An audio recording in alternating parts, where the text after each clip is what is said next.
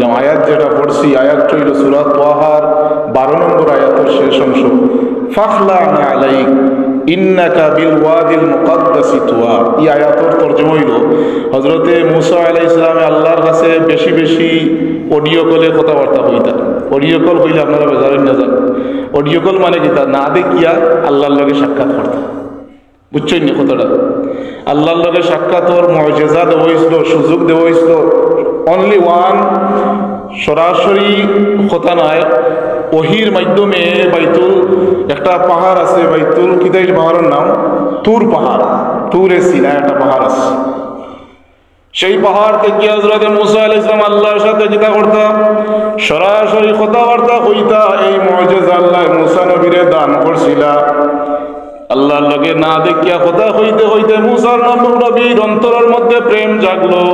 হায় রে হায়, যেই আল্লাহর সাথে অডিও কলে কথা হইতে এত মজা লাগে, সেই আল্লাহরে দেখতে না জানি কত ভালো লাগে। প্রেম জাগলো অন্তরের মধ্যে, জুস আইল, আল্লাহ আমারে দেখা দেও, রব্বি আরিনি, হে আল্লাহ আমার একটা বার সরাসরি সাক্ষাৎ দেও, দেখা দেও, মেরাজ দান করো আমার।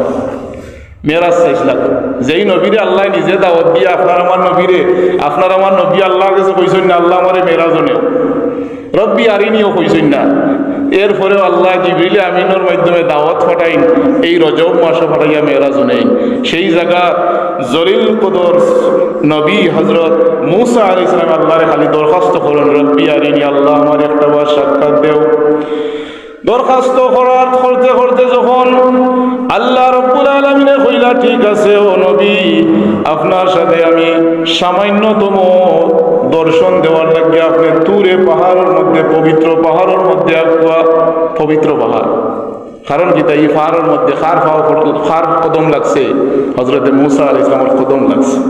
দেখো নবীর কদম যেই জায়গাত লাগে, এই জায়গা কিন্তু হয়ে যায় পবিত্র হয়ে যায়। আল্লাহ নিজে কইন, ইন্নাকা বিল ওয়াদিল মুকাদ্দাসি তুয়া। আলিম উলামার পাও, ওলি আল্লাহর পাও যেই জায়গাত করবো, এই জায়গা পবিত্র হইবার দলিল কিতা বলে কুরআন শরীফ। আল্লাহ মূসা আলাইহিস সালামের পাও যে পাহাড় পড়ছিল, এই পাহাড়ের নাম, এই পাহাড়ে আল্লাহ নিজে কইছেন পবিত্র পাহাড়। সুবহানাল্লাহ।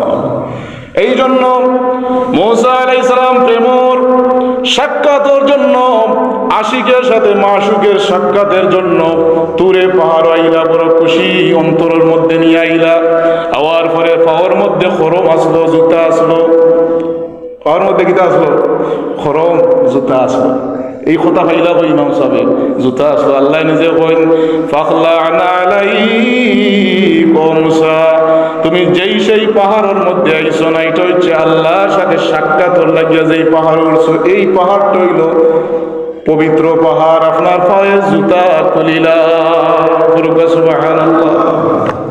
পাওয়ার জুতা গুলো আল্লাহ এখানে নির্দেশ দিয়েছে, ফাখলা'না আলাইক, জুতা গুলো এখানে, ইন্নাকা বিল ওয়াদিল মুকাদ্দাসি তুয়া, তুয়া এইটা পবিত্র পাহাড়, তোমার পাওয়ার জুতাটা খুলিলা, সুবহানাল্লাহ। যখন আল্লাহ রব্বুল আলামিনের এই নির্দেশ পাইলা, সাথে সাথে মূসা আলাইহিস সালামে নিজের পাওয়ার জুতারে খুলি লইলা। ও খুতার ও হইল ভূমিকা। আমি আমার রাসূলের মেরাজের ওজন আর মূসা আলাইহিস সালামের মেরাজের ওজনটা বুঝাইবার লাগি এই আয়াতটা পড়ছি। সারা দিতাম না, সারা কিতাব আচ্ছা লইল, আর কিতাব হইতাম না।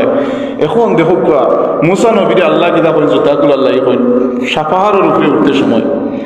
সেই জায়গা যখন আপনার আমার নবী মুহাম্মদুর রাসূলুল্লাহ সাল্লাল্লাহু আলাইহি ওয়াসাল্লাম যখন 7 আসমান পাড়ি দিয়া, তখন প্রশ্ন হইল, হুজুর আল্লাহ নবী যে মেরাজে গেছলা, সশরীরে গেছলা না স্বপ্নে যুগে গেছলা? এটা নিয়ে বিভ্রান্তি আইয়। আল্লাহ রসুল, আইম্মায়ে উলামা, আইম্মায়ে আহলে সুন্নাত ওয়াল জামাত সহ কোরআনের দলিল দিয়া প্রমাণ হয়, হাদিস দিয়া প্রমাণ হয়, আল্লাহ নবী সশরীরে আল্লাহর সাথে দিদার লাভ করছেন। সুবহানাল্লাহ। সশরীরে আর গিয়া আল্লাহরে দেখছই না, দেখছই না। রাআইতু রাব্বি আযজা ওয়া জাল্লা ফি আহসানি সূরাতি, হাদিস শরীফ আল্লাহ রাসূলে কইন, রাআইতু রাব্বি, আমি মুহাম্মদুর রাসূলুল্লাহ আমার আল্লাহ রব্বুল আলামিন রে দেখছি রে। কোন সূরতে দেখছি? আহসানি সুরাতি উত্তম সুরতে দেখছি। কোনো আকারের কথা কইছেন না, আট কয়খানি বর্ণনা দিছেন না, ফাও কয়খানি এলেও বর্ণনা দিছেন না, খালি কইছেন আহসানি সুরাতি উত্তম চরিত্রের সুরতে দেখছি। সুবহানাল্লাহ।